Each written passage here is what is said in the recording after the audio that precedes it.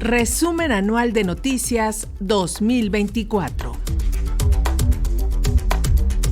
2024 fue un año en el que la mitad del mundo tuvo alguna elección popular y México votó a su primera mujer presidenta, mientras la comunidad internacional realizó esfuerzos, sin lograrlo, para detener las guerras en Medio Oriente y Ucrania. Este año que concluye es considerado como el más caluroso que se haya registrado, al tiempo que se presentan ya nuevas alternativas para el acceso al agua. Estas son las historias que marcaron el 2024.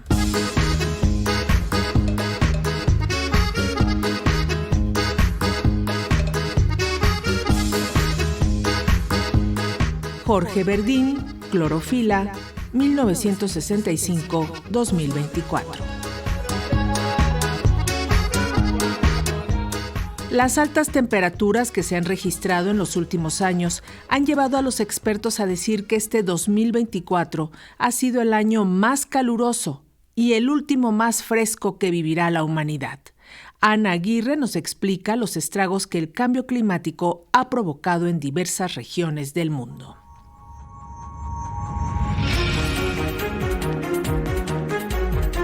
A unos días de terminar el año 2024, la comunidad científica ha vuelto a dar la voz de alarma. Todo indica que este año será el más caluroso jamás registrado. Según varias de las principales autoridades climáticas del mundo, también será el primer año en el que el planeta habrá superado el objetivo de calentamiento global de 1.5 grados centígrados establecido en el Acuerdo de Clima de París. Y por si esto fuera poco, todos los pronósticos indican que dentro de unos años es poco probable que recuerdes 2024 como un año especialmente caluroso, porque también habrá sido uno de los años más frescos del resto de tu vida. Este año, durante la COP29, el secretario general de las Naciones Unidas, Antonio Guterres, habló sobre los altos costos que tendrá en la economía global el cambio climático y la urgencia por enfrentar una realidad que vivimos con el tiempo en nuestra contra. El sonido que se oye es el tic-tac del reloj. Estamos en la cuenta atrás final para limitar el aumento de la temperatura global a 1,5 grados centígrados. Y el tiempo no está de nuestro lado. En nuestra economía global, las perturbaciones en la cadena de suministros aumentan los costos en todas partes. Las cosechas diezmadas hacen subir los precios de los alimentos en todas partes. Las viviendas destruidas aumentan las primas de los seguros en todas partes. Esta es una historia de injusticia evitable. The rich cause the problem, the poor pay the highest price. Los ricos causan el problema, los pobres pagan el precio más alto. Los efectos letales de este calentamiento global empiezan a quedar dramáticamente demostrados. La comunidad científica coincide en que en la mayor parte del planeta, las precipitaciones extremas son cada vez más frecuentes e intensas debido al cambio climático. Así sucedió con los huracanes Helen y Milton, que dejaron una gran devastación tras su paso por el Caribe hasta la costa atlántica de Estados Unidos. Y sin duda, el fenómeno de la Dana en Valencia, España, que dejó más de 200 muertos, es una clara evidencia de cómo el cambio climático está afectando nuestro mundo. Han empezado prácticamente a flotar y se han tenido que refugiar en un tejado del almacén de la fábrica, y en estos momentos lo último que hemos sabido hace 45 minutos es que estaban sujetándose todos en un muro que han encontrado hasta que los rescaten. Mi hijo por suerte está bien con los abuelos, pero mi mujer está atrapada en una zona donde la policía local les ha acotado porque está entre dos rieras y no pueden avanzar ni andando ni con los coches. Han abandonado los coches ya y van hacia adelante o hacia atrás, pero no pueden ponerse en una zona alta, así que están esperando a que amainen la medida de lo posible o a que los puedan sacar de esa zona de autovía porque no pueden hacer nada. Pues está ahora mismo junto a 14 personas atrapados entre el término de Albal y Catarroja, dos pueblos de la Comunidad Valenciana, que están subidos en el tejado de un parking de un supermercado.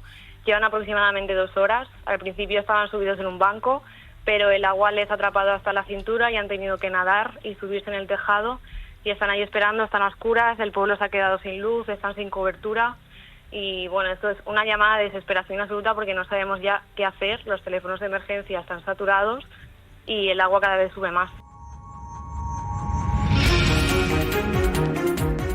Los esfuerzos mundiales para adaptarse al cambio climático, desde la construcción de diques hasta la plantación de cultivos resistentes a la sequía, no han podido seguir el ritmo del calentamiento global que ha acelerado la frecuencia e intensidad de las catástrofes. El mundo necesita reducir las emisiones de gases de efecto invernadero para el 2030 y alcanzar el cero neto hacia el 2050, pero estamos lejos de lograrlo.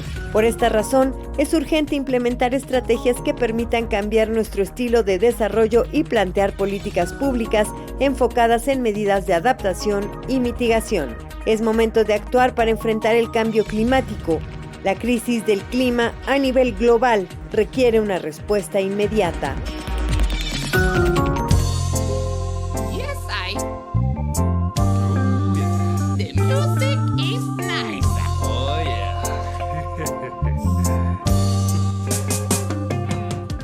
Gerardo Pimentel, SOPI, 1968-2024.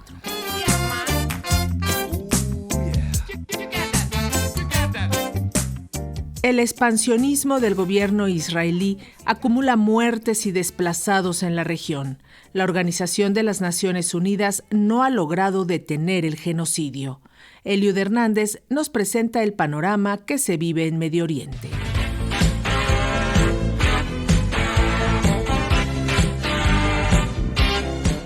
...2024. El interminable conflicto en Medio Oriente muestra su cara más atroz en Palestina y se extiende a través de la región.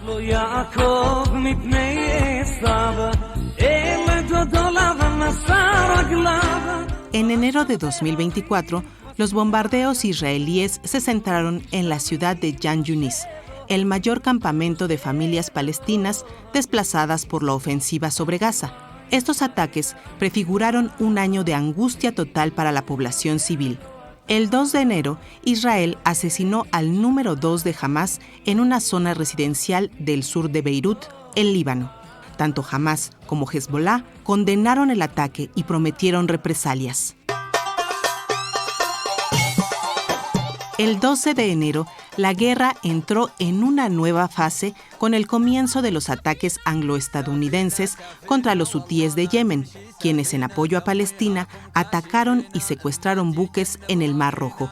Así lo reportó RFI. Recientemente los hutíes comenzaron a lanzar ataques contra barcos en el Mar Rojo. Dicen que en apoyo a los palestinos atrapados en la Franja de Gaza como parte del conflicto entre Israel y Hamás. En mayo, el paso fronterizo de Rafah, principal vía de entrada de ayuda humanitaria de Egipto hacia Gaza, fue cerrado por órdenes de Israel. Sin medicamentos, alimentos ni agua, la situación se tornó terrible en Palestina con ataques contra hospitales y escuelas. La Agencia de Naciones Unidas para los Refugiados Palestinos, UNRWA, lanzó llamados urgentes de ayuda. Sin embargo, los tanques israelíes siguieron avanzando por Rafah pese a que el Tribunal Internacional de Justicia ordenó el cese inmediato de la ofensiva. En julio, y desde el Congreso de los Estados Unidos, el primer ministro de Israel, Benjamín Netanyahu, refrendó su decisión de continuar con la guerra. Hoy nos encontramos en una encrucijada histórica. Nuestro mundo está convulsionado. En Oriente Medio, el eje del terror de Irán se enfrenta a Estados Unidos, Israel y nuestros amigos árabes. Esto no es un choque de civilizaciones, es un choque entre barbarie y civilización. Barbarism and civilization.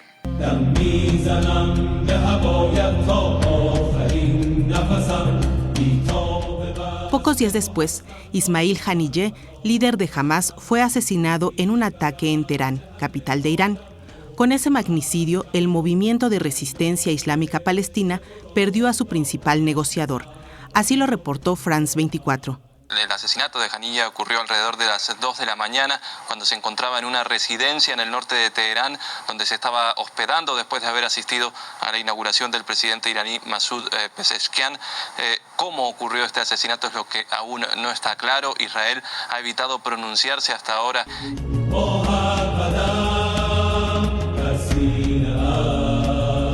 2 meses más tarde, la aviación israelí bombardeó un edificio ubicado en el sur de Beirut y mató al principal dirigente de Hezbollah, el clérigo chiita Hassan Nasrallah.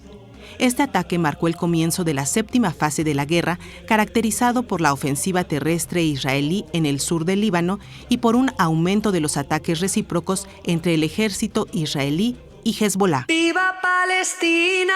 ¡Palestina libre! En noviembre, la Corte Penal Internacional emitió una orden de captura contra el presidente de Israel, Benjamín Netanyahu, por crímenes de guerra y de lesa humanidad. Previamente, Amnistía Internacional encontró elementos suficientes para llegar a la conclusión de que Israel ha cometido y continúa cometiendo genocidio contra la población palestina. 6 menores mueren cada hora en ese enclave ocupado. El final de 2024 confirma el horror. Gaza debe ser uno de los lugares más desgarradores del mundo, donde el invierno está añadiendo más miseria a una vida de miedo, privación total y sufrimiento inimaginable para los niños. Que el mundo entero conozca nuestra historia.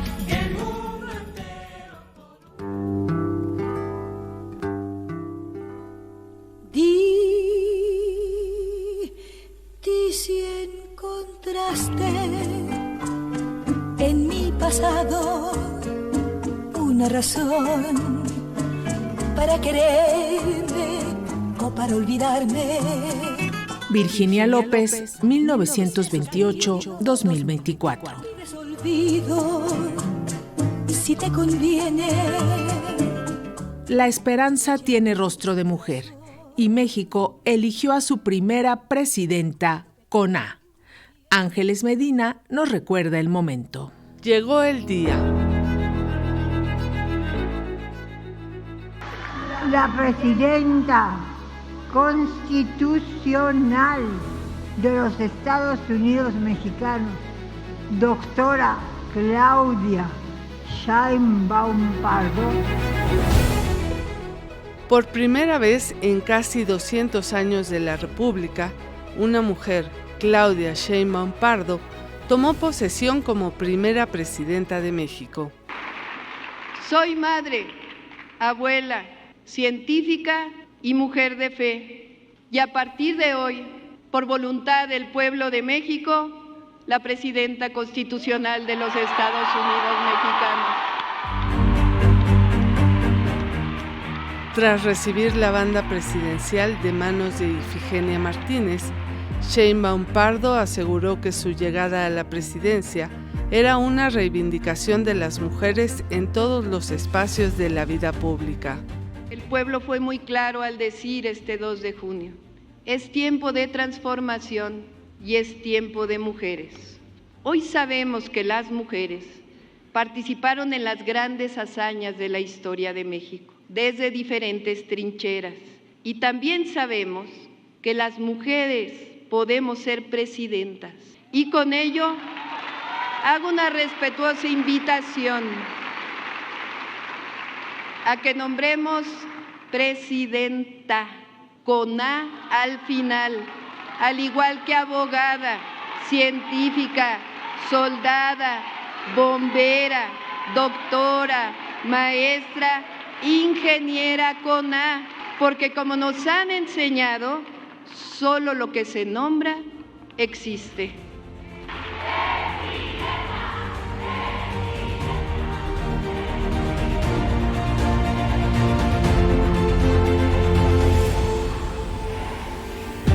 La primera presidenta de México llega 71 años después de que se reconoció el derecho de las mujeres a votar y ser votadas en 1953.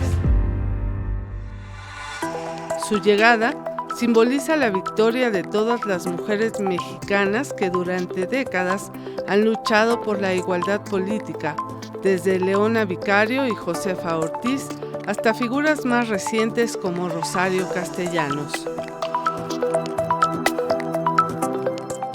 Por eso, la frase "es tiempo de mujeres" se escucha continuamente en los discursos de funcionarios, políticos y empresarios, cual si fuera eslogan de una campaña. Pero este sexenio apenas está comenzando y Claudia Sheinbaum Pardo no llegó sola. Su logro histórico fue acompañado por el mayor número de gobernadoras en el país desde que hay registro. Pues al cierre de este 2024, 13 entidades están dirigidas por mujeres. A ello se suma la elección de Luisa María Alcalde como presidenta de Morena. En este contexto, una de las acciones a favor de las mujeres que se han impulsado es la creación de la Secretaría de las Mujeres, la cual tiene por objetivo mejorar la estructura que tenía el Instituto Nacional de las Mujeres para abordar de manera más efectiva las violencias y desigualdades históricas que enfrentan las mujeres en México. Estoy segura de que reivindicaremos la historia y la lucha de las mujeres que nos han abierto camino para este momento histórico y convocamos, por supuesto, a todas las mujeres que luchan en este presente a caminar de la mano para construir un mejor futuro para las nuevas generaciones y, como dicen nuestras compañeras feministas, sabemos que por el bien de todos, primero las pobres. La Secretaría de las Mujeres entrará en operaciones de manera formal el 1 de enero de 2025, pero ya empieza a ganar terreno. Desde el anuncio de su creación, Citlali Hernández, quien estará al frente de la nueva dependencia, ha acompañado diversos casos. También acompañó a la presidenta Claudia Sheinbaum Pardo en el lanzamiento de la campaña "Es tiempo de mujeres sin violencia, súmate y transforma". Esto como parte de las acciones del gobierno para proteger y garantizar los derechos plenos de niñas y mujeres jóvenes, adultas y de la tercera edad. Y sí, es tiempo de mujeres, pero para que sea efectiva esta frase, aún faltan verdaderas políticas que eviten que ante los feminicidios, la violencia sexual, la discriminación y la desigualdad haya impunidad.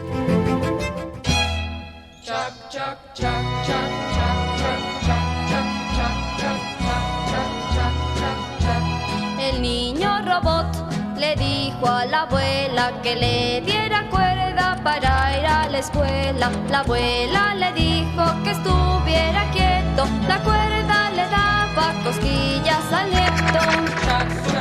Valentín Rincón, 1938-2024. La abuela robot, antes que se fuera, le puso aceitito con una aceitera. La libertad de expresión triunfó este 2024.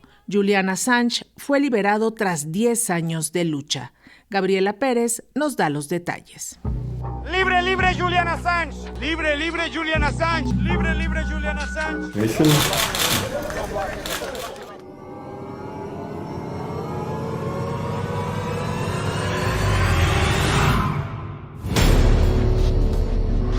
Con el puño en alto, el australiano fundador de Wikileaks, Julian Assange, terminó en 2024 con la saga judicial que enfrentó por más de una década, donde permaneció en Reino Unido. 7 de esos años estuvo asilado en la Embajada de Ecuador y 5 detenido en la prisión de Bermach.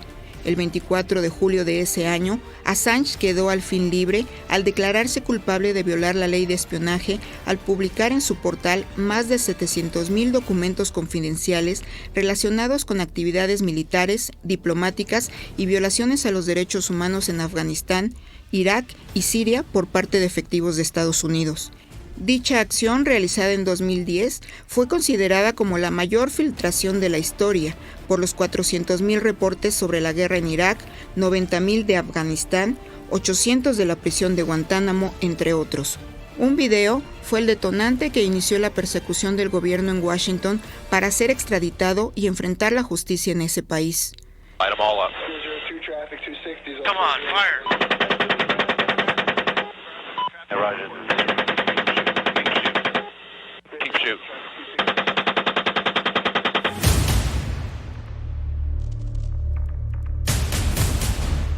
El acuerdo de aceptar un delito grave por filtración se llevó a cabo con representantes del Departamento de Justicia estadounidense, para luego firmarse en las Islas Marianas, territorio no incorporado de Estados Unidos. Los términos del acuerdo contemplaron una petición de pena de 62 meses de prisión, tiempo ya cumplido durante su lucha contra la extradición. Al respecto, escuchamos al abogado estadounidense de Assange, Barry Pollack. Creemos firmemente que el señor Assange nunca debió haber sido acusado en virtud de la ley de espionaje. Participó en el ejercicio de los periodistas que participan en el oficio todos los días y estamos muy agradecidos de que lo hagan. Es apropiado, sin embargo, que esta lucha termine y es apropiado que la jueza, como ha hecho hoy, determine que no sería justo ningún encarcelamiento adicional del señor Assange. Y es hora de que se reúna con su familia. A los 52 años, Assange se reunió con su esposa Stella en Australia, quien agradeció el apoyo a lo largo de más de una década de lucha para lograr su libertad. Sin embargo, no quedó satisfecha de la manera en que se realizó, al considerar que su pareja no cometió delito alguno. A lo largo de años de prisión y persecución, se ha creado un movimiento increíble, un movimiento de gente de diferentes contextos, de todo el mundo que apoyan no solo a Julian y no solo a nuestra familia, sino a lo que Julian representa, verdad y justicia. Seguiremos necesitando su ayuda. Lo que inicia ahora con la libertad de Julian es un nuevo capítulo. Para comunicadores y organizaciones defensoras de la libertad de expresión, el caso Julian Assange puso en riesgo la libertad de prensa y el ejercicio independiente del periodismo. En materia de derechos humanos, el acuerdo fue recibido con agrado. Sin embargo, consideraron que la medida tardó, ya que Assange no debió de ser perseguido como lo hizo Estados Unidos. Liz Trussell, portavoz de la Oficina de la ONU para los Derechos Humanos, habla. Celebramos la liberación de Julian Assange y los pasos significativos hacia la resolución definitiva de este caso, sin mayor detención. Como hemos subrayado repetidamente, este caso plantea una serie de preocupaciones de derechos humanos que una corte británica recientemente aceptó como justificación de todo un proceso de apelación. En este largo proceso, el padre de Assange, el señor John Shipton, fue una figura importante para su hijo. Lo acompañó indudablemente en estos años. Se congratuló por la libertad, pero calificó el caso como una brutal persecución ante un crimen de guerra. La policía británica vino en la embajada y arrestó a Julian. Este es un ejemplo de muchos actos de persecución y tortura deliberada de Julian. Mucha gente ha salido muy beneficiada de las publicaciones de Wikileaks y Julian. Si solo quieres tomar un ejemplo, es el asesinato colateral.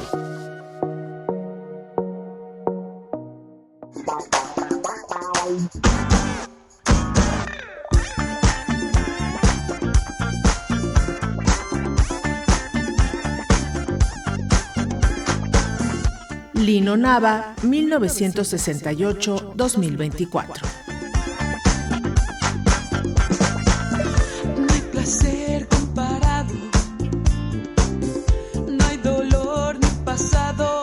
Transformación con continuidad es la promesa que hizo la nueva jefa de gobierno de Ciudad de México, Clara Brugada, quien logró recuperar para la izquierda el Congreso local y la mayoría de las alcaldías tras una holgada victoria. Francisco Muñoz tiene los pormenores. La fiesta es en Portales, es en Coyoacán. La Ciudad de México eligió este 2024 a la nueva jefa de gobierno, Clara Brugada. Tras una contienda intensa, la exalcaldesa de Iztapalapa asume el mando con una propuesta que promete transformación y continuidad. Brugada Molina, conocida por sus políticas sociales y su capacidad de conectar con las bases, enfrenta ahora el reto monumental de gobernar una de las ciudades más grandes y complejas del mundo. Entre sus principales desafíos está combatir la desigualdad urbana. La Ciudad de México sigue marcada por una brecha entre las zonas centro-poniente y las periferias del sur y oriente, un desequilibrio que afecta desde la movilidad hasta el acceso a servicios básicos. Además, la seguridad sigue siendo una preocupación clave con el aumento de delitos como el robo y la violencia de género. Yo estoy planteando una nueva policía, o sea, una policía nueva que se encargue de eso. Eso implicará recursos tanto de la ciudad como del Estado de México y pues ir construyendo ese tema que yo creo que es de manera urgente una tarea. Yo quisiera convocar a todas las alcaldesas y alcaldes de la ciudad a constituir el gabinete para la construcción de la paz y seguridad en sus alcaldías. Todas las áreas institucionales de gobierno estarán participando.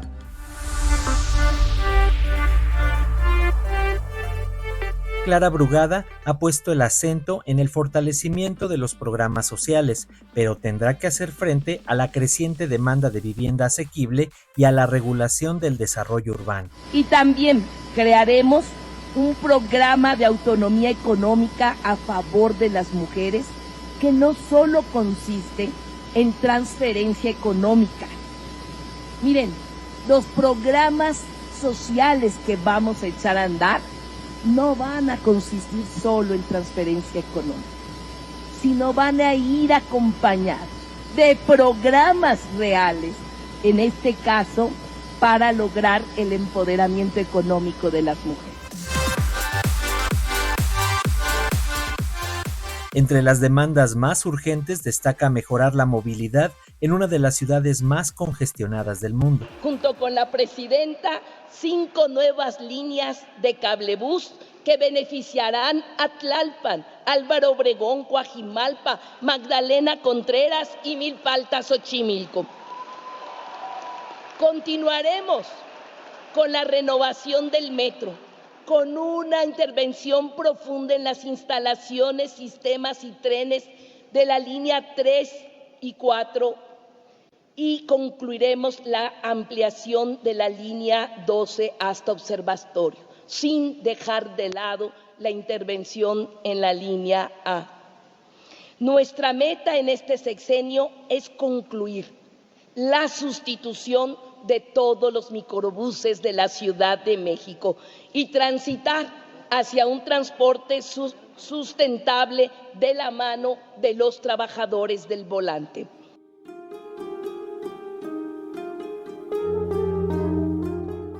Con su experiencia en Iztapalapa, Clara Brugada busca replicar programas exitosos como las Utopías, espacios de recreación y cultura que redefinieron el tejido social de una de las alcaldías más vulnerables.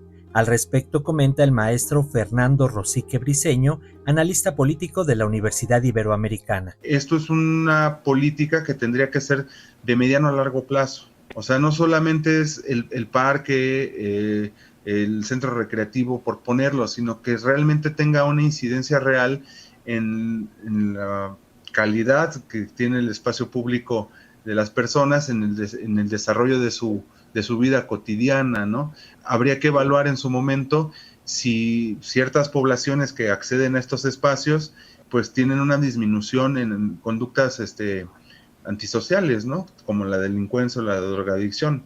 O sea, por cada habitante que vaya a una utopía y practique algún deporte, alguna actividad cultural, pues haya disminuido la drogadicción o la incidencia delictiva en las zonas.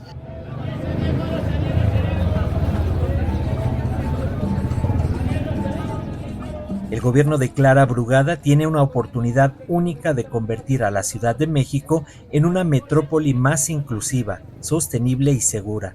Su éxito dependerá de cómo logre transformar las promesas en políticas efectivas y construir puentes con los diversos sectores que hacen de esta ciudad un espacio vibrante y lleno de contrastes. Por la colonia obrera y no te puedo hallar.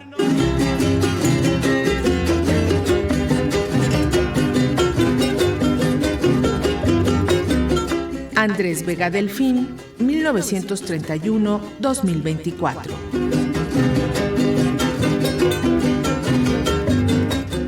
En una historia de televisión se convirtió la entrega de Ismael El Mayo Zambada, uno de los narcotraficantes más buscados. Su aprehensión reactivó las tensiones entre México y Estados Unidos. Manuel Mora nos hace el relato. Donde el Mayo se pasea en una hermosa Cheyenne, su camioneta del año y una preciosa mujer. Uno de los hechos más significativos del 2024 es sin duda la detención en Estados Unidos de Ismael Zambada García, uno de los fundadores del famoso Cártel de Sinaloa, ocurrida el 25 de julio. En una historia que más parece una novela de narcos, los medios informaban a las audiencias que uno de los mayores campos de la droga de México subió a un avión, cruzó la frontera hacia Texas y fue presentado a los agentes federales estadounidenses por el hijo de Joaquín, El Chapo Guzmán. Según las autoridades de aquel país, Joaquín Guzmán López engañó a Zambada García para que subiera al avión diciéndole que iban a haber propiedades inmobiliarias en el norte de México, pero supuestamente el Mayo no tenía ni idea de que en realidad se dirigía hacia territorio estadounidense, donde ya le esperaban los agentes del FBI y la CIA. La entonces secretaria de Seguridad y Protección Ciudadana, Rosa Isela Rodríguez, fue la encargada de señalar que Estados Unidos nunca informó a México de la detención. Ustedes preguntan si fue entrega, si fue captura. Eso es parte de la investigación y parte de la información que nosotros estaríamos esperando del gobierno de Estados Unidos. Hemos tenido buena información, como vieron usted. Unas semanas posteriores a la detención, la defensa del Mayo dio a conocer un documento que el Chapito lo secuestró en una reunión en una residencia con el gobernador de Sinaloa, Rubén Rocha Moya, cerca de Culiacán. En el mismo lugar también habría perdido la vida el exrector de la Universidad Autónoma de Sinaloa, Héctor Melesio Cuen Ojeda. Esta declaración generó especulaciones y el gobernador sinaloense tuvo que salir a los medios para desmentir esta versión. Pero lo que dice ahí es que a ese evento estaban citados, entre otros, Rubén Rocha Moya, gobernador del estado. Que esta fue la razón, quizá. No tiene nadie del crimen organizado que citarme a una reunión. No tenemos nosotros complicidad con nadie. Si dijeron que iba a estar yo, pues mintieron. Soy el jefe de jefes, señores. El entramado se aderezó aún más cuando el gobierno sinaloense dijo que el exrector Melesio Cuen fue asesinado en una gasolinera y posteriormente la Fiscalía General aclaró que el exrector perdió la vida en la misma finca en donde habría sido secuestrado el Mayo Zambada. Tras esta importante detención, las facciones del Mayo y de los Chapitos se enfrascaron en enfrentamientos que podrían haber dejado hasta 400 personas muertas. El investigador de la UNAM, Raúl Benítez Manaut, explicó así este entramado criminal. Es un gran triunfo de Estados Unidos y le cae en la boca a Donald Trump, que está diciendo de que no sirven para nada las estructuras de la DEA, de justicia, en manos de los demócratas, etcétera, etcétera. Y sorprenden al gobierno de México, porque, ¿por qué no decirlo? El gobierno de México quedó absolutamente sorprendido del tema. Ahora aquí son las consecuencias, es lo que hay que tener presente. Cuando tú estás en una competencia monopólica entre empresas, si una sale de competencia se favorece a la otra. Entonces aquí el cártel de Jalisco puede ser el beneficiado de todo esto porque el cártel de Sinaloa se está desintegrando, está modificando sus estructuras y se está debilitando, ¿no? A su vez, el periodista Jesús Esquivel ha dicho que incluso el cártel de Sinaloa pudo haberse desmembrado ya tras la detención del Mayo, pero aún Estados Unidos debe una explicación. Si pudieran estar a mi altura, pues tendrían que pasar muchos años. Hasta ahora solo se sabe que Zambada, detenido junto a Joaquín Guzmán López, hijo del Chapo, enfrenta cargos que podrían llevarlo a la pena de muerte, según el juez Brian Cogan del Tribunal Federal Este de Brooklyn, y que Vicente Zambada Niebla, alias El Vicentillo, podría declarar contra su propio padre.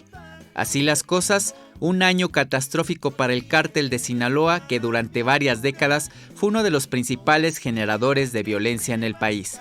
Lo que sigue para 2025 es incierto, toda vez que recientemente el presidente electo, Donald Trump, dijo que considerará terroristas a los cárteles mexicanos. Aquí les estoy hablando del que más quieren los güeros.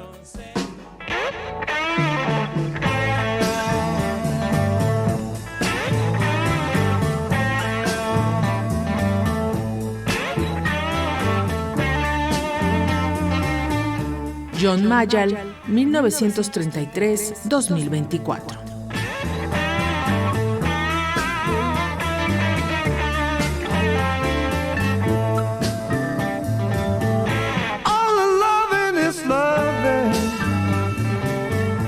Este año regresaron las amenazas y las aspiraciones imperialistas de Donald Trump, quien con un amplio apoyo ganó nuevamente la presidencia de Estados Unidos. Eliud Hernández nos cuenta. We have made America safe again, and we will make America great again. Thank you very much, Pennsylvania. Go out and vote. Go out and vote. Thank you, Pennsylvania. Thank you. Thank you. Para el mundo, el 2024 fue un año eminentemente electoral. En Estados Unidos, el Partido Republicano volvió al poder al mando de Donald Trump. Donald Trump lo hizo de nuevo. El 5 de noviembre de 2024 fue reelecto como presidente de los Estados Unidos. No solo obtuvo el respaldo de 312 electores de 538 que integran el colegio electoral, también conquistó la votación popular que incluye al voto latino. And I'm so proud that we're getting support from Latinos like never before. We're setting every record. Hispanics, Latinos. Hemos alcanzado los récords entre hispanos, latinos. Nobody loves our Latino community and our Puerto Rican community. Nadie ama a nuestra comunidad latina o puertorriqueña como yo.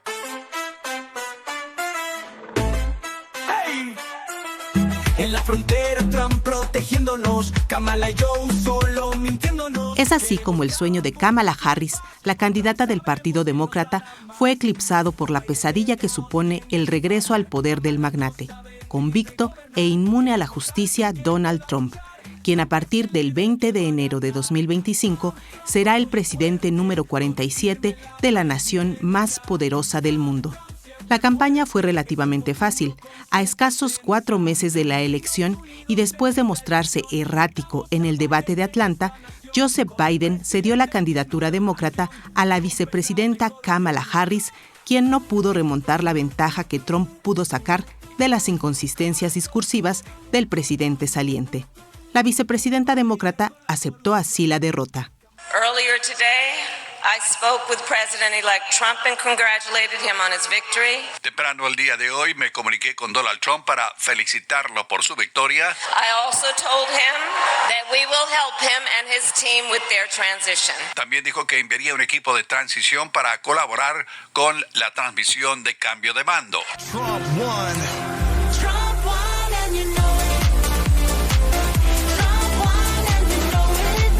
El triunfo de Donald Trump estuvo rodeado de una atmósfera violenta. El 13 de julio, el joven Thomas Cox hirió al candidato republicano. Los hechos ocurrieron en un mitin en Pensilvania. El arma que usó Cox fue comprada de manera totalmente legal y se determinó que fue un tirador solitario. Así se escuchó el intento de magnicidio.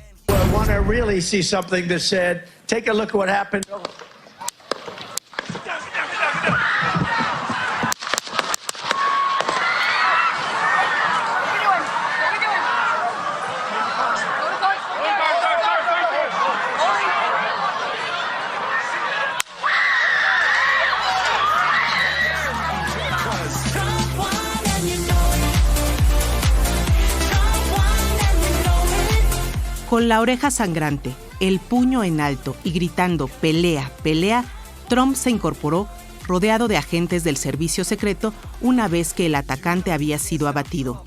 La conmoción del momento fue capitalizada por el presidente, quien a la postre ganó la elección del 5 de noviembre. Al cierre de 2024, el magnate presentó a polémicos integrantes de su gabinete, como el empresario Elon Musk, que estará a cargo del nuevo Departamento de Eficiencia Gubernamental, y al coronel en retiro Ronald Johnson, exhalcón de la CIA en América Latina, que Trump puso como embajador en México. Fiel a su retórica de amenazas y con la promesa de indultar a quienes protagonizaron el asalto al Capitolio el 6 de enero de 2020, cuando perdió ante Biden, la nación de las barras y las estrellas se encamina triunfante hacia la segunda administración de Donald Trump.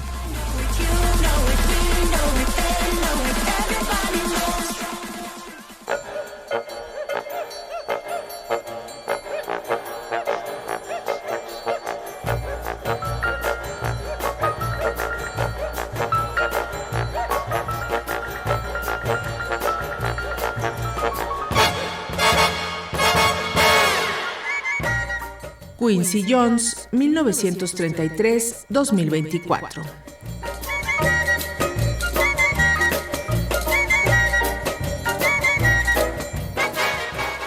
La guerra entre Rusia y Ucrania está próxima a cumplir 3 años y lejos de distensarse, este 2024 se emplearon misiles hipersónicos de mediano alcance y drones. Manuel Mora nos platica.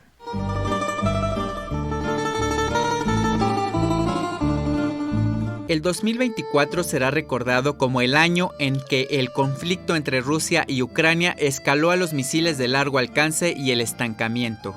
Al cumplirse 1034 días de guerra, el balance de personas que han perdido la vida en estos casi 3 años no se sabe con certeza, pero se estima en más de 1 millón de personas entre muertos y heridos de ambos bandos.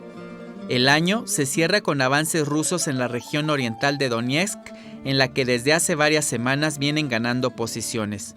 Ucrania, sin embargo, resiste y ha contado con un flujo de ayuda de Estados Unidos que este año le autorizó, por primera vez en el conflicto, utilizar misiles de mediano alcance para golpear territorio ruso. Por primera vez, los rusos utilizaron un misil de largo alcance hipersónico llamado Oreshnik y que ha puesto en alerta a los países que apoyan a Ucrania. Putin retó a sus enemigos a poner a prueba este misil. No hay posibilidad de derribar estos misiles Oreshnik si esos expertos occidentales que usted mencionó creen que se pueden derribarlos. Les proponemos que ellos, y aquellos en Occidente y en los Estados Unidos, que les pagan por sus análisis realicen algún experimento tecnológico, un duelo de alta tecnología del siglo XXI, que propongan algún objetivo, digamos en Kiev, concentren allí todas sus fuerzas de defensa aérea y antimisiles, y lo atacaremos con Oreshnik y veremos qué sucede. Estamos listos para un experimento de este tipo. La otra parte lo está.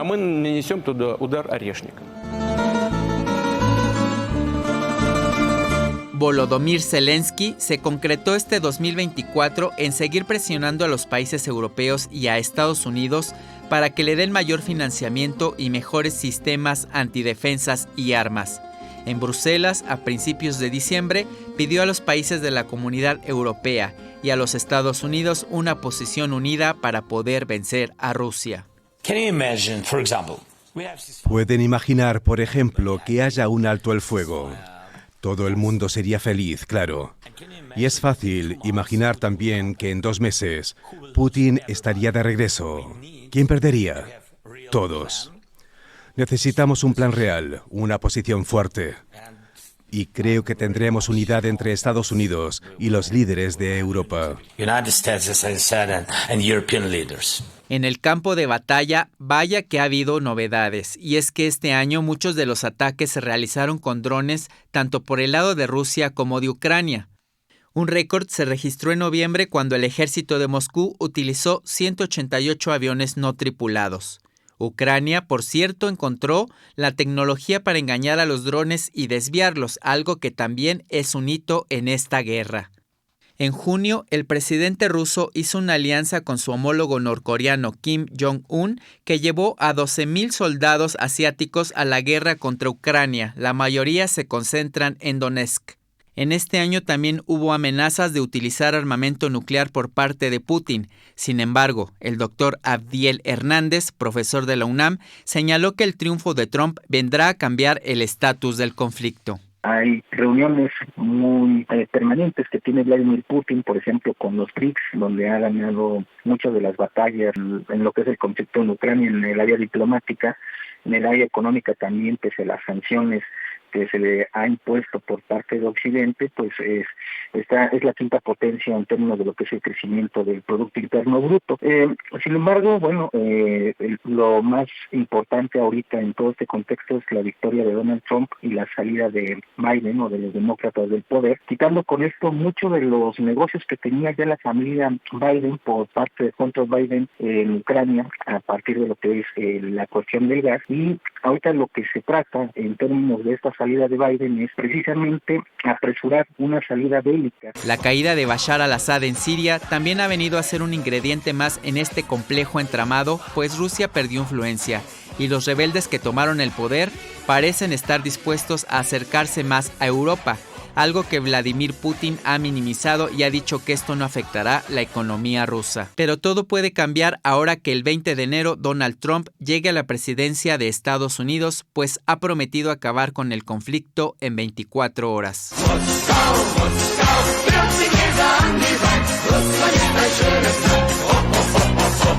Se estima que el plan de Trump es retirar apoyo a Ucrania para que de una vez acepte que es inferior a Rusia y ceda el control de Crimea y todo el Donbass, que incluye Donetsk y Lugansk, que es una de las peticiones de Moscú para concluir el conflicto.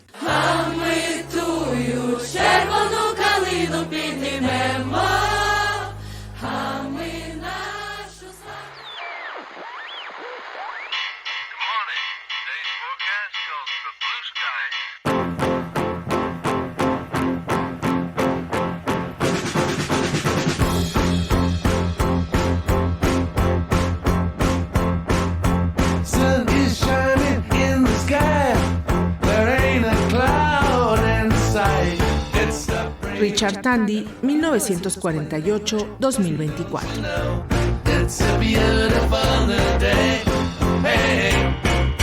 Este 2024, México enfrentó una fuerte sequía y escasez de agua, por lo que el gobierno mexicano propuso nuevas estrategias para la disposición del agua.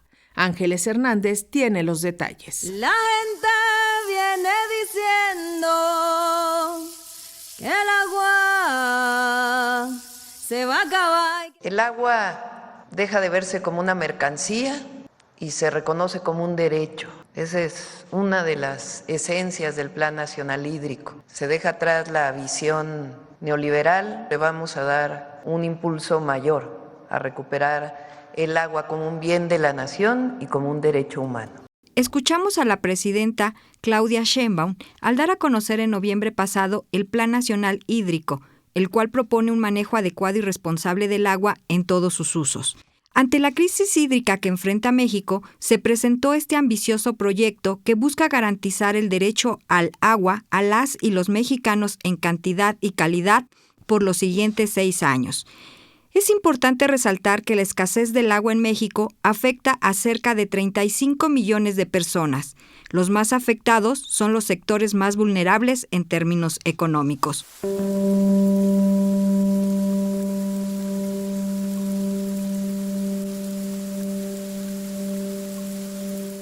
En el Plan Nacional Hídrico se tiene proyectado revisar las concesiones, crear un registro nacional de agua de concesionarios, desarrollar la plataforma digital como ventanilla única y expediente digital para simplificar trámites, promover reformas a la Ley de Aguas Nacionales y expedir la Ley General de Aguas, invertir en infraestructura hidráulica, sanear los cuerpos de agua contaminados, principalmente los ríos Lerma-Santiago, Río Tula y Río Atoyac, además de desarrollar 16 proyectos estratégicos como presas y acueductos en todo el país. Para ello, el gobierno federal invertirá, en 2025, cerca de 20,000 millones de pesos, señaló el titular de la Comisión Nacional del Agua, Efraín Morales López. Se tienen compromisos por una inversión superior a los 16,000 400 millones de pesos de inversión privada. El gobierno de México va a invertir durante 2025 20,000 millones de pesos aproximadamente por lo que tiene que ver a proyectos de agua. Para la secretaria del Medio Ambiente, Alicia Bárcena, el Plan Nacional Hídrico es un instrumento indispensable para la gestión sustentable, un cambio de paradigma al pasar de un enfoque extractivista y privatizador del agua, que fue impuesto durante el periodo liberal, a uno en que se privilegie para el consumo humano el vital líquido. México se prepara para que la recarga natural de los acuíferos sea una realidad y se logre evitar la extracción o la sobreexplotación de los acuíferos. Es poder tener un enfoque de cuenca que permita el ciclo natural del agua, evitando inundaciones, hundimientos y a la vez privilegiando también soluciones basadas en la naturaleza. Hay que señalar que en México el consumo de agua se distribuye en 3 grandes rubros: agrícola 76%, uso público urbano 15% e industria y generación de energía un 9%. Las deficiencias en los sistemas de riego, la falta de tecnificación en el campo son los principales problemas del desperdicio en el sector primario. Así lo explica el maestro Roberto Constantino Toto, investigador de la Universidad Autónoma Metropolitana Plantel Xochimilco y especialista en temas de agua. Y efectivamente la apuesta de este plan es no solo a través de la revisión de los derechos de explotación, como bien plantea, también promover un uso más eficiente del agua en el sector que más consume el agua en el país, que es el sector primario. De 1917 a 1992 se otorgaron alrededor de 2.600 títulos de concesión, pero a partir del gobierno del expresidente Salinas, en los periodos neoliberales, estas concesiones llegaron a 360,000, momento en que comenzó a verse el agua como una mercancía y dejó de ser un bien estratégico de la nación, señaló el titular de Conagua, Efraín Morales. Hasta el momento, en su conjunto, se han hecho compromisos para la devolución de más de 2.500 millones de metros cúbicos, que, para ponerlo en contexto, equivalen a abastecer a la Ciudad de México durante 2 años y medio completos. El Plan Nacional Hídrico está orientando su esfuerzo al uso eficiente del agua. Sin embargo, tiene algunas inconsistencias. El gobierno federal debe de revisar el presupuesto para garantizar que los recursos destinados al sector hídrico se utilicen de manera eficiente. Soy el agua que llueve, llueve, llueve. How do you love someone? How do you love someone so much it makes you hate them? Because you can't replace them. Why do I still hold on? Why do I still hold on to feelings when they're wasted? Liam Payne, 1993-2024. Still can't see the light at the end of the tunnel. Just see those hometown bats who were both playing under. Los rebeldes sirios sorprendieron al mundo con una ofensiva de menos de 2 semanas que terminó con 53 años del régimen de la familia al-Assad. Josefina Mulato nos cuenta la historia. La primavera árabe tardó 13 años en llegar a Siria, pero finalmente llegó a principios de invierno para marcar el fin de 54 años en el poder de una dinastía sanguinaria. Tras 54 años de opresión por parte de la familia al-Assad, el 8 de diciembre de 2024, el dictador Bashar al-Assad, heredero de su padre Hafez al-Assad, fue depuesto en una ofensiva por parte de la coalición siria y el grupo fundamentalista Asamblea para la Liberación del Levante. Empezamos esta revolución para finalizar la injusticia, porque necesitábamos restaurar nuestra dignidad. Abandonado por Rusia e Irán, así como por su ejército, Bashar al-Assad huyó con su esposa y sus 2 hijos por túneles y pasadizos secretos para asilarse en Moscú, mientras que el yihadista Abu Muhammad al-Golani hizo su entrada triunfal a Damasco, concretando el asalto final y la desaparición del gobernante partido Baas.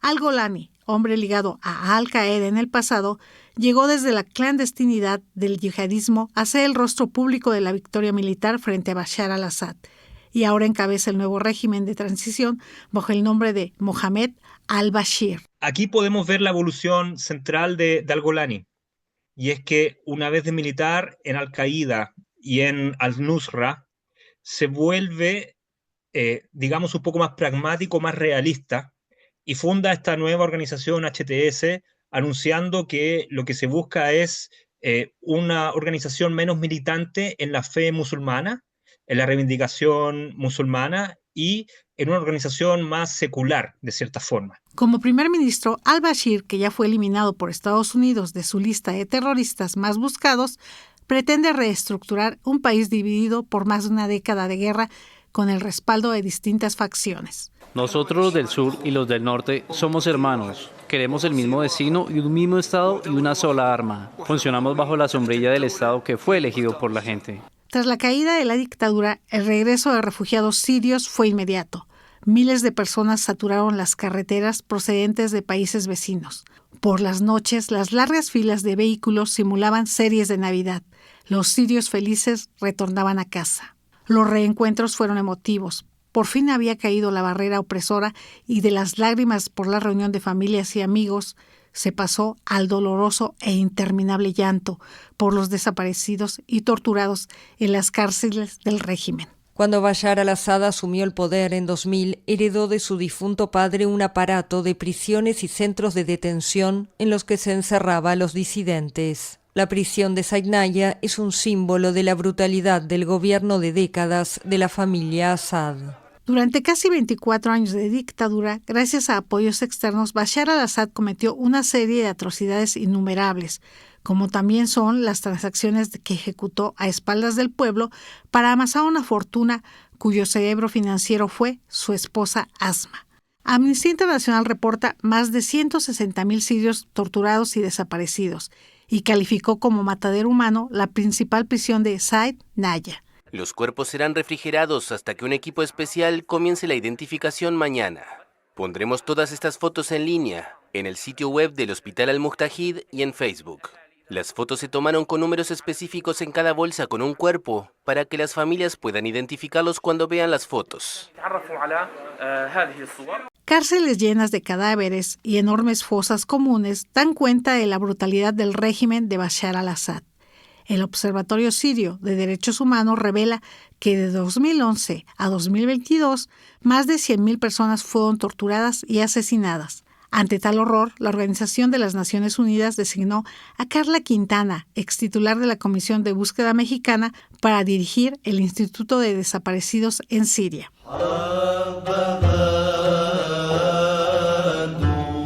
Siria cierra el año 2024 con los sueños de libertad que el activista Mazen al-Hamada no pudo cumplir, al ser torturado hasta morir 2 días antes de la caída de Bashar al-Assad. El dictador que de las portadas de la revista El Corazón pasará a la memoria histórica como el último representante de una dinastía sanguinaria que oprimió al pueblo sirio durante los últimos 54 años.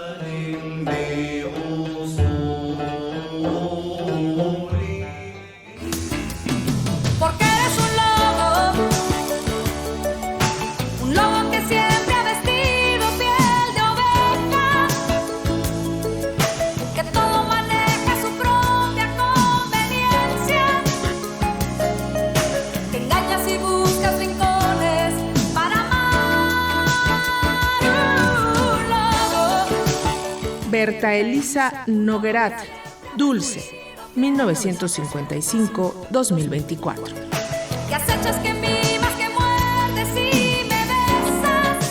Todo el equipo de noticias de Radio Educación le desea que el 2025 sea un año lleno de proyectos cumplidos y bienestar.